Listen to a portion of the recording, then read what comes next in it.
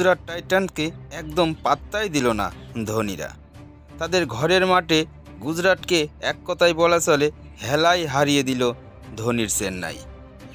ঘরের মাঠে হোক আর বাইরে, চেন্নাই বরাবরই সিংহের মতন লড়ে। গতকালও তার ব্যতিক্রম হলো না। শুভমান গিলদের একেবারে সহজেই হারিয়ে দিল ধোনিরা। চেন্নাইয়ের বড় রানের পেছনে ধাওয়া করতে যেন হিমশিম খেয়ে গেল গুজরাট। তাদের সাই সুদর্শন ছাড়া বলার মতো রান কেউই করতে পারেনি। তিনিই মাত্র 37 রান করেছিলেন। এদিন ওপেন করতে নেমে অধিনায়ক শুভমান গিল মাত্র 8 রান করেছিলেন।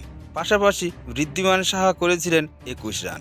চেন্নাই বোলারদের কাছে তারা মনে হচ্ছিল আত্মসমর্পণ করেছে, একদমই খেলতে পারেনি তারা। ধোনিদের সহজ জয় 63 রানে।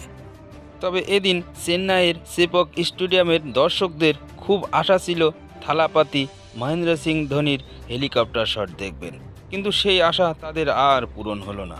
কারণ মহেন্দ্র সিং ধোনিকে এদিন ব্যাটিং করতে নামতেই হয়নি, বরং বাকিরাই গুজরাট টাইটান্সদের বিরুদ্ধে প্রথমে ব্যাটিং করে ঝড় তুলে দিয়েছেন।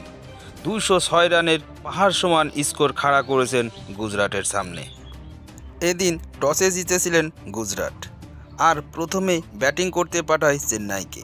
চেন্নাইয়ের হয়ে ওপেনে নেমে সফল অধিনায়ক ঋতুরাজ গায়কোয়াড় 46 রানের দারুণ ইনিংস খেলেছিলেন। পাশাপাশি রাশিদ রবীন্দ্র 46 রানের ক্যামিও ইনিংস খেলেন।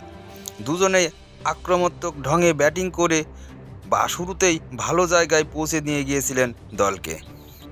পাশাপাশি এদিন চেন্নাইয়ের হয়ে বিস্ফোরক আন্দাজে ব্যাটিং করেছিলেন শুভম দুবে।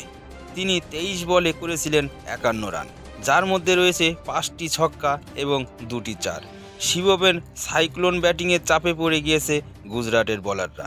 তিনি মার্কি ব্যাটার হিসেবে খেলতে নেমেছিলেন এদিন।